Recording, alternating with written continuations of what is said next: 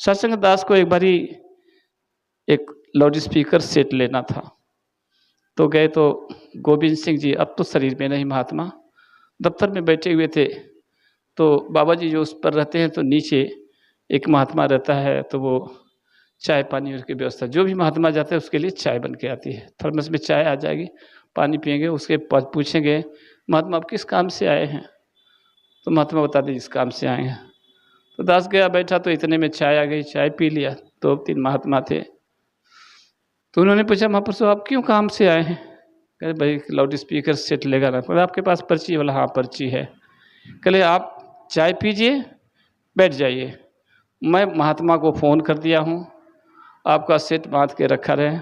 अब लंगर का समय हो गया है, 12-1 बजे लंगर होता है वो संत निवास में, आप लंगर करिए और जा कर के ग्राउंड में बैठिए, फिर आपका सेट बंध के तैयार हो जाएगा, फिर जाएगा।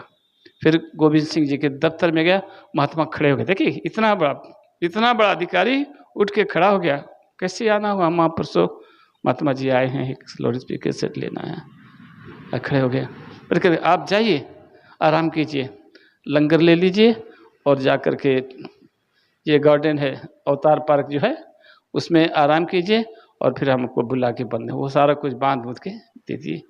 तो ये है गुरु की कृपा। दास ने बिल्कुल नज़दीक से देखा है। दास करीब 1990 के लगभग में ज्ञान लिया और तब बिल्कुल यंग था, तभी से ये जीवन कर रहा है। और कई सालों के बाद महात्मा ने मुझे वहाँ से मंडल से एक प्रचारक बना दिया। कहे महात्मा जी बाबा जी हमको कुछ नहीं चाहिए, हमें तो सिर्फ आपके चरणों की भक्ति चाहिए। कहते नहीं, तेरा जो नंबर उसमें डाल दिया कि आप प्रचारक हो। सत्संगत काफ़ी दिनों के बाद दास गांव चला आया, तब से प्रचारक तो नहीं है लेकिन आपके चरणों की धूल है, सेवा करता है और निष्काम सेवा करता है कि कोई भी दुखी है उसके लिए जो भी हमारे से बन पड़ता है करते हैं, और सतगुरु से ताकत मांगते हैं। सतगुरु तू सारे संसार का दुख हरता है, तो मुझे भी ताकत दे कि कोई भाई बहन कोई दुख सुख में है तो मुझसे जो सेवा पर प्रति सेवा करवा लो, क्योंकि ये जीवन जाने वाला है, ये शरीर जाने वाली है, इसमें कुछ रहने वाला नहीं है। इसलिए जो भी बनता है हम एक दूसरे की सेवा करें। सत्संग पति पत्नी होते हैं, आप सभी गृहस्थी हैं, पत्नी बीमार हो जाती है, पति उसकी सेवा करता है। कभी कभी तो ऐसा मौका आ जाता है उस कपड़े भी धोने पड़ते हैं, पति बीमार हो जाता है, पत्नी कहती है कि बाहर लेटिन कहाँ जाते हैं, यहीं कर लो हम फेंक देंगे। सत्संगत ये सेवाएं हैं, दायां हाथ बाएं को धोता है और बायां हाथ दाएं को धोता है। सतगुरु यही चाहते हैं कि हमारा संत एक दूसरे की ऐसी सेवा करे कि संसार में एक मिसाल बन जाए, संसार के लिए एक नज़ीर बन जाए, संसार के लिए एक उदाहरण बन जाए।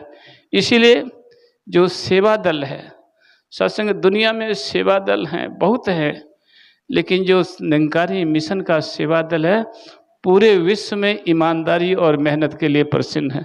संसार में कहीं भी कोई आपदा आ जाती है, कोई बाढ़ आ जाती है, कोई जो से आपत्ति आ गई, तो सत्संगत वो सेवा दल पहले बैठते हैं। आपने सुना होगा कि एक साल भुज नाम सुना होगा, गुजरात में भुज है, वहाँ वो हो गया भूकंप आया था, लोग मलबे के अंदर दब गए थे, वो लाशें नहीं निकाली जा रही थी। महात्मा वहाँ आदेश किया कि सारे निरंकारी महात्मा है, यहाँ काम करना है। महात्मा छतों को तोड़ तोड़ के लाशों को निकाला, जो जीने लायक था उसको सेवा किया, और जो शरीर नहीं छोड़ते उठते उसको अंतिम संस्कार दिया। बाबा जी ने वहाँ जाके करीब 1 महीने रहे और वहाँ उन्होंने एक निरंकारी कॉलोनी बनाया, जिनका घर ध्वस्त होता सबको घर बना के दिया। तो मेरा सतगुरु ये सारा काम करता है संसार के। आपने देखा कोरोना काल में माता जी ने हुक्म दिया था कि कोई भी इंसान संसार में भूखा न रहे। कहीं से फोन आए, महात्मा उसके घर में जो साधन है, सामग्री है, खाने पीने का, रहने का, सब बंदोबस्त, हर भवन में अलर्ट थे, महात्मा खड़े थे वहाँ। जहाँ कहीं से फोन आए उसके घर में राशन सामग्री पहुँचाओ। कहते हैं सतगुरु आता है जग बीते सुखिया कर रहे कुल संसार। सिर्फ हम महात्माओं के लिए नहीं, सारे संसार के लिए सुखिया करने के लिए आता है। इसका कोई अपना बेगाना नहीं होता है, सभी अपने हैं। जो ज्ञान लिया है वो भी, जो नहीं ज्ञान लिया है वो भी, सभी इसके अपने हैं।